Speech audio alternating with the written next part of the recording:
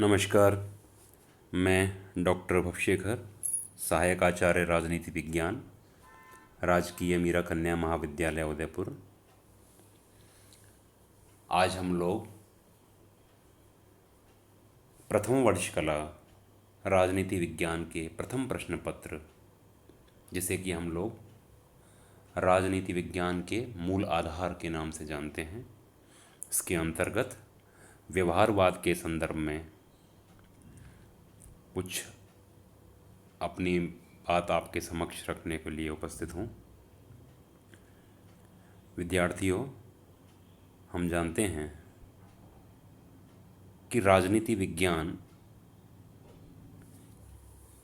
के दो दृष्टिकोण का अध्ययन या उसके संदर्भ में चर्चा हम लोगों ने विगत व्याख्यान के अंदर की।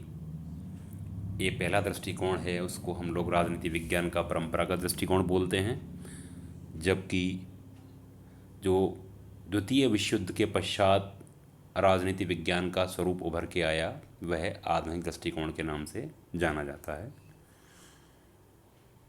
इसी के अंतर्गत जो द्वितीय विश्व युद्ध के पश्चात का राजनीति विज्ञान का जो स्वरूप है, उसमें प्रारंभिक स्वरूप व्यवहारवाद के नाम से जाना जाता है। विद्यार्थियों, व्यवहारवाद से अभिप्राय राजनीति विज्ञान के अंतर्गत आए उस परिवर्तन से है जिसकी शुरुआत 1887 ईस्वी में विभिन्न विद्वानों जैसे कि वॉल्टर बेजहार्ट, ब्राइस आदि इनकी पुस्तकों के माध्यम से हुई। और पॉलिटिकल साइंस एसोसिएशन की जो स्थापना थी, उसने व्यवहारवाद को एक आधार प्रदान करने का कार्य किया। साथ ही अन्य विद्वान जैसे ग्राहम वालस, जिन्होंने ह्यूमन नेचर एंड पॉलिटिक्स लिखी, ऑर्थर बेंटले की पुस्तक द प्रोसेस ऑफ गवर्नमेंट, इन सब ने भी इस दिशा में अपना योगदान दिया। ठीक इसी प्रकार से चार्ल्स मेरियम, जिन्होंने अपने पॉलिटिकल साइंस एसोसिएशन में अपने अध्यक्षीय भाषण के द्वारा और अपनी पुस्तक न्यू एस्पेक्ट्स ऑफ पॉलिटिक्स के द्वारा व्यवहारवादी आंदोलन जो है उसकी एक नींव रखने का कार्य किया।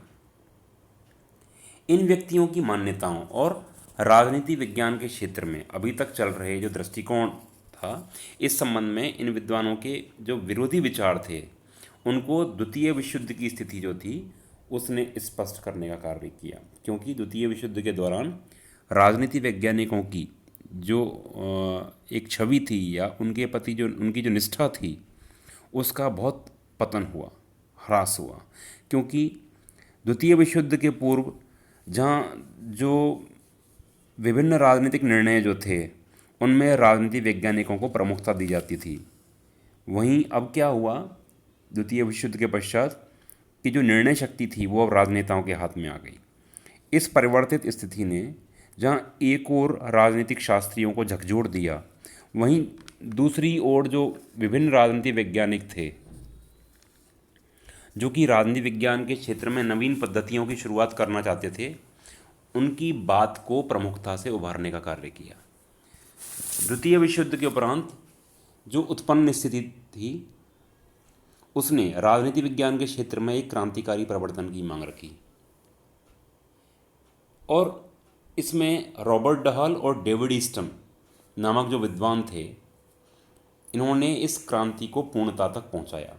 डेविड ईस्टन ने राजनीति विज्ञान में मानव की महत्ता को स्पष्ट करते हुए व्यवहारवादी क्रांति का सूत्रपात किया।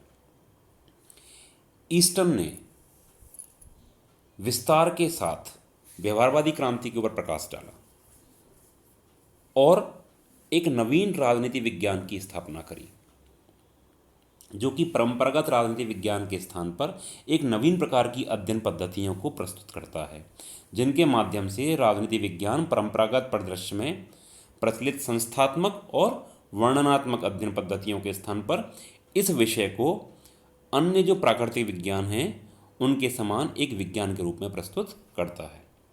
जब हम व्यवहारवादी क्रांति की उत्पत्ति के कारणों पर चर्चा करते हैं तो यहाँ हमें ये बात ध्यान में लानी पड़ेगी कि व्यवहारवाद की जो शुरुआत है वो एकाएक नहीं हुई, इसका धीरे धीरे विकास हुआ। परिवर्तित परिस्थितियों ने राजनीति वैज्ञानिकों को इस बात के लिए प्रेरित किया कि वे अपने अध्ययन के अंतर्गत नवीन प्रकार के आयामों को स्थापित करें। जिन कारणों से व्यवहारवाद का प्रारंभ हुआ वो कौन से कारण हैं? इनमें पहला माना जाता है परंपरागत अध्ययन पद्धतियों के प्रति रोष। तो व्यवहारवादी क्रांति की शुरुआत के पीछे जो मूल कारण था वो राजनीति विज्ञान में प्रचलित जो परंपरागत अध्ययन पद्धति थी उनके प्रति राजनीति वैज्ञानिकों और जनमानस में जो एक असंतोष की स्थिति थी वह प्रमुख था। आधुनिक राजनीति वैज्ञानिकों ने यह महसूस किया कि वर्तमान समय में राजनीतिक जो व्यवस्थाएं हैं उनके अध्ययन के लिए जिस प्रकार की नवीन तकनीकी की आवश्यकता है वो परंपरागत अध्ययन पद्धतियों में मौजूद नहीं है। अर्थात अध्ययन की जो परंपरागत पद्धतियां हैं वो वर्तमान समय की मांगों के अनुरूप नहीं है, और यदि इन अध्ययन पद्धतियों में कोई बदलाव नहीं किया गया तो राजनीति वैज्ञानिक वर्तमान समय में व्याप्त राजनीतिक समस्याओं का समाधान नहीं खोज पाएंगे, जिससे कि उनकी स्थिति हास्यास्पद हो जाएगी। इस कारण चारों तरफ राजनीति वैज्ञानिकों में एक खलबली मच गई और व्यवहारवादी क्रांति जो है या आंदोलन जो है उसका सूत्रपात हुआ। दूसरा जो कारण है वो माना जाता है कि दूसरे जो अन्य समाज विज्ञान हैं उनसे हमको प्रेरणा मिली कि व्यवहारवादी जो विद्वान थे उनके मस्तिष्क में यह बात तो स्पष्टतया घर कर गई थी कि परंपरागत अध्ययन पद्धतियाँ आधुनिक राजनीतिक परिस्थितियों में राजनीतिक अध्ययन के लिए पर्याप्त नहीं है।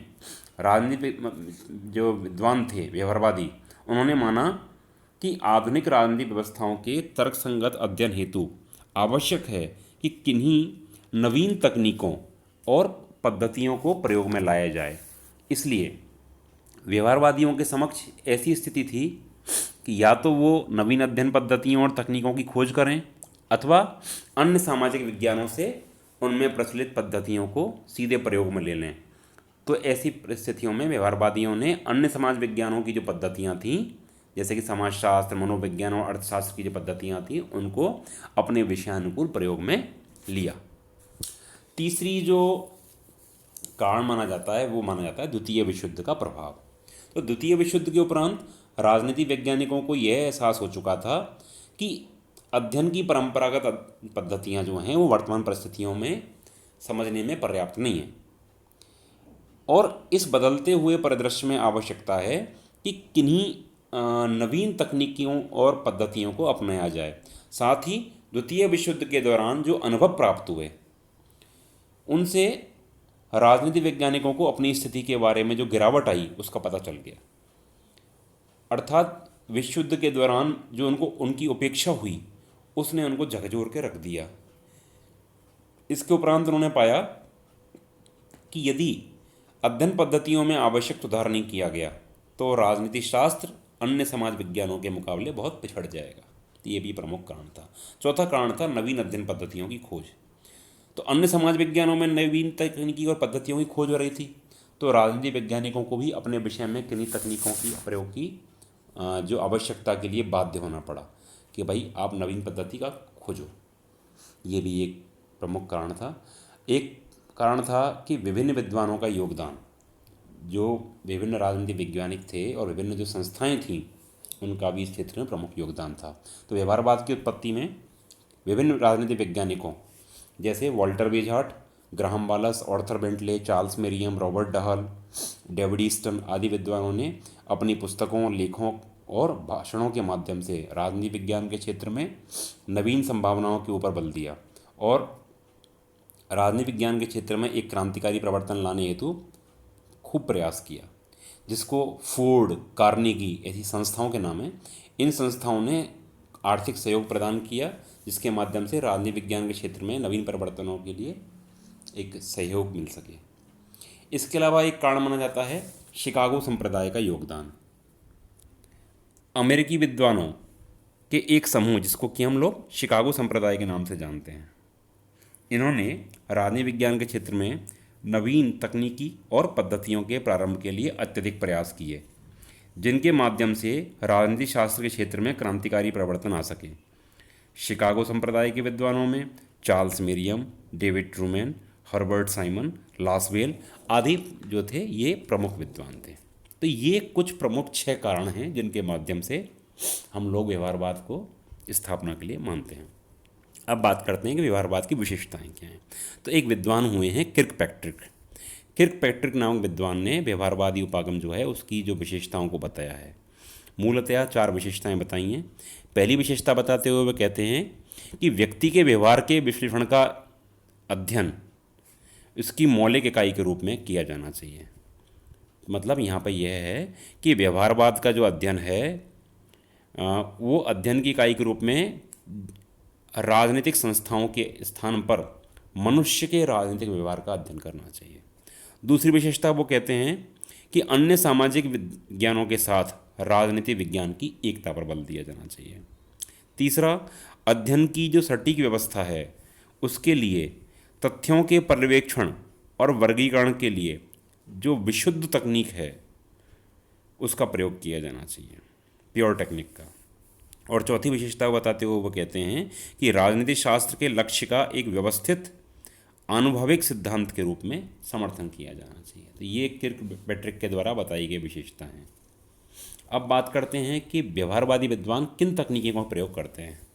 तो व्यवहारवादी विद्वान जो हैं वो व्यवहारवाद के अंतर्गत अपने निष्कर्ष, तथ्य और आंकड़ों की प्राप्ति के लिए अपनी अध्ययन पद्धति में साक्षात्कार, प्रश्नावली, मापन की तकनीक, मनोवृत्ति का अध्ययन, व्यावहारिक नमूने का प्रतिनिधित्व, इन बातों का प्रयोग करते हैं। ये उनकी तकनीक हैं।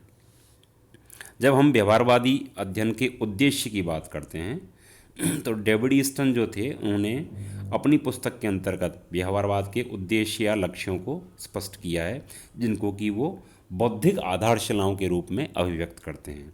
तो डेविड ईस्टन ने कुल मिलाकर के व्यवहारवाद की 8 बौद्धिक आधारशिलाएं बताई हैं। डेविड ईस्टन पहली जो उसकी विशेषता या आधारशिला बताते हैं वह है नियमितताएं। डेविड ईस्टन ने बतलाया कि मनुष्यों के राजनीतिक व्यवहार में कुछ नियमितताएं पाई जाती हैं और इन नियमितताओं के आधार पर हम सामान्यीकरण की अवस्था में पहुंच सकते हैं, जिसके आधार पर हम किन्हीं संभावित निष्कर्षों तक पहुंच सकते हैं। तो पहली विशेषता नियमितताएं। दूसरी विशेषता है सत्यापनीयता, जिसको कि सत्यापनशीलता के नाम से भी जानते हैं। तो ईस्टन कहते हैं कि नियमितताओं के आधार पर जो नियमितताएं घटित हो रही हैं, इन नियमितताओं के आधार पर हम जिन निष्कर्षों पर पहुंच सकते हैं उनका हम सत्यापन आराम से कर सकते हैं और सत्यापन किया जाना चाहिए। तीसरी विशेषता है परिमाणीकरण, जिसको कि हम क्वांटिफिकेशन के नाम से जानते हैं। तो व्यवहारवादियों की मान्यता है कि हमें जो घटनाएं घटित हो रही हैं उन घटनाओं का मापन भी करना चाहिए और मापन करते समय हमको यथासंभव तरीके से परिमाणीकरण करना चाहिए। चौथी विशेषता है प्रविधियाँ, जिसको कि हम तकनीक भी बोलते हैं, टेक्निक। व्यवहारवादियों की मान्यता है कि हमको मानवीय व्यवहार और घटनाओं का परिमाणीकरण करते समय तकनीकों का प्रयोग करना चाहिए। पांचवी विशेषता है मूल्य विहीन अध्ययन। व्यवहारवादी विद्वान कहते हैं कि एक शोधकर्ता को अपने व्यक्तिगत मूल्यों को अध्ययन करते समय पृथक रख देना चाहिए। मतलब व्यक्तिगत भावनाओं को उसमें समाहित नहीं करना चाहिए, अर्थात उसको न्यूट्रल होकर के अपनी स्टडी करनी चाहिए और किसी भी निष्कर्ष में व्यक्तिगत सहमति या सोच का प्रभाव नहीं होना चाहिए। छठवीं जो विशेषता है या बौद्धिक आधारशिला वह है व्यवस्थाबद्धीकरण। व्यवहारवादियों की मान्यता है कि अनुसंधान जो हो वो संपूर्ण पद्धति जो है पूर्ण रूप में व्यवस्थित होनी चाहिए, सिस्टमेटिक होनी चाहिए। सातवीं आधारशिला है विशुद्ध विज्ञान। व्यवहारवादियों का लक्ष्य राजनीति विज्ञान को क्या है, प्योर साइंस बनाना। और आठवीं विशेषता है एकीकरण। व्यवहारवादियों की मान्यता है कि राजनीतिक शास्त्र का अध्ययन क्षेत्र जो है वो पृथक ना होकर के मिला जुला है, अर्थात हमारा विषय समाज शास्त्र जो हैं उनके साथ जुड़ा हुआ है और विभिन्न सामाजिक शास्त्रों की एकता पर वो इस प्रकार से बल देते हैं। तो ये कुल मिलाकर के 8 बौद्धिक आधारशिलाएं हैं, जिनमें नियमितताएं, सत्यापनीयता, परिमाणीकरण, प्रविधियाँ, मूल्य विहीन अध्ययन, व्यवस्थाबद्धीकरण, विशुद्ध विज्ञान और एकीकरण, ये 8 है। अब बात करते हैं कि व्यवहारवाद की सीमाएं क्या हैं। तो एक विद्वान हुए मलफोर्ड सिबली, सिबली ने व्यवहारवाद की सीमाएं बताई हैं, जिसमें कि हम लोग जो प्रमुख सीमाएं हैं उनको गिन सकते हैं।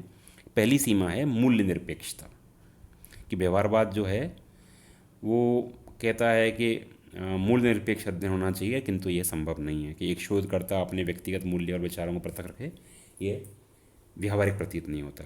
दूसरी विशेषता जो है वो हमको दिखती है कि शोधकर्ता की जो अवधारणाएं हैं और जो मूल्य हैं वो केवल अध्ययन को ही प्रभावित नहीं करते, उसके लक्ष्यों को ही प्रभावित कर देते हैं।